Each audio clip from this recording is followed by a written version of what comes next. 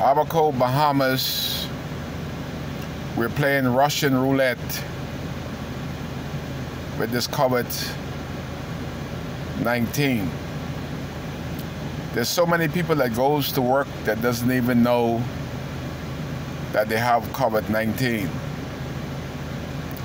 And then we had a case last week where people were gonna be flown out.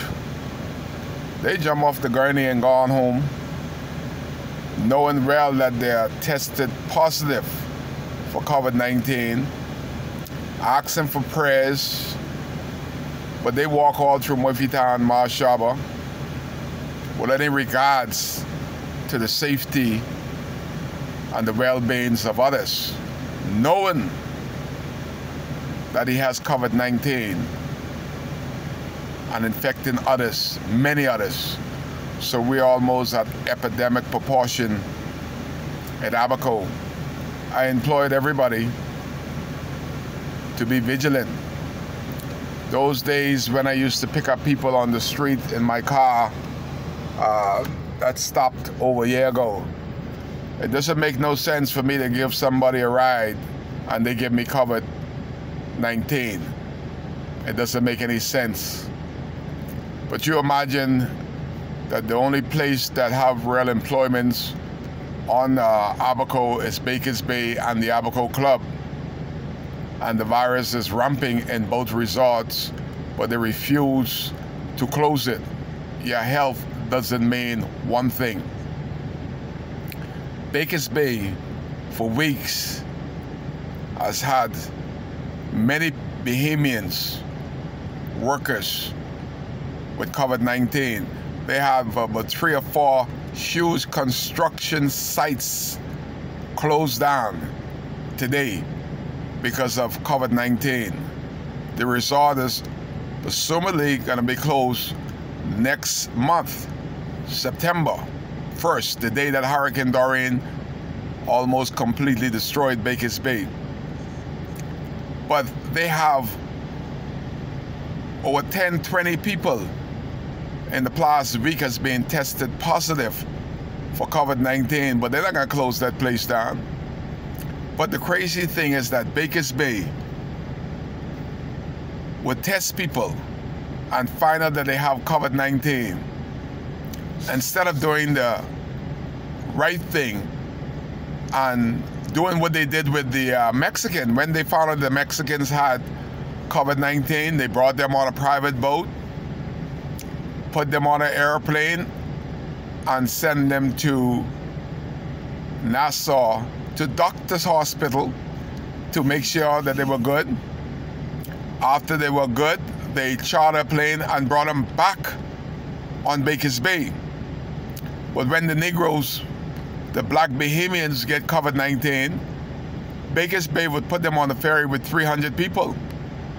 Like, wow, how irresponsible can you be? You know, you got your medical fame has the hazmat suits on, all gloved up, all protected, and you tested your workers and found out that they have COVID-19, and you put them on the boat like we're all a bunch of slaves. Just put them on there with them bunch of black people. Let them all get COVID-19. That doesn't do good for management. That doesn't say that you care about human rights and human dignity. How could Bakers Bay, knowing that somebody has COVID-19, instead of isolating them, they would put them on the ship with 300 other people? This can't be right. This is irresponsible.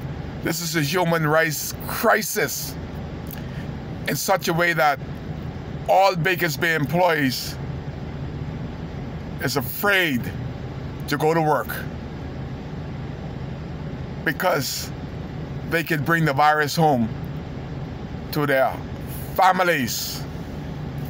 And Bakers Bay don't care, because black lives do not matter at Bakers Bay nor the Abaco Club. I've got the complaints, many, And I asked them, you giving me a report, you're telling me what's happening, I'm supposed to be a voice. Are you going to vote for Kai Mills? Or are you going to vote for Darren Henfield?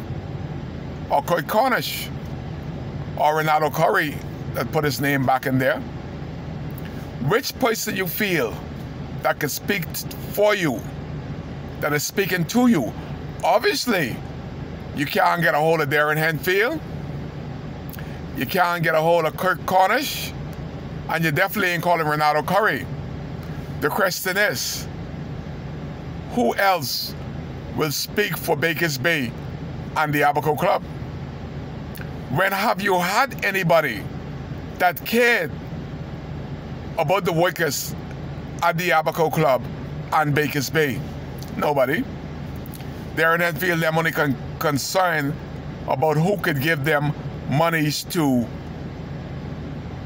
run again and beat you down. You imagine all the calls that I've gotten, all the information that the government should be bringing to you. The only person that's bringing it to you is Kai Mills. Radio Abaco, BTN, all they're concerned about is how much money they can put in their back pocket through our sufferings, giving nothing back. They would not give you the correct news if it sounds like it going against the FNM. See, there are FNM political pastors in Abaco, and they prefer you to die and go to hell. Listen to me, Abaconians, and you know the story. These FNM pastors that's supposed to preach the gospel of Jesus Christ to enable you not to go to hell, they would prefer and refer that you go to hell rather than speaking any ill against the FNM. The PLP follow suit. How could you make your government better when you're doing like the FNM pastors, sucking it up, stealing from the people that the material and the monetary fund should go to? And you're doing this not in the name of Jesus Christ Almighty. You're doing this in the name of FNM. I saw this so often years ago.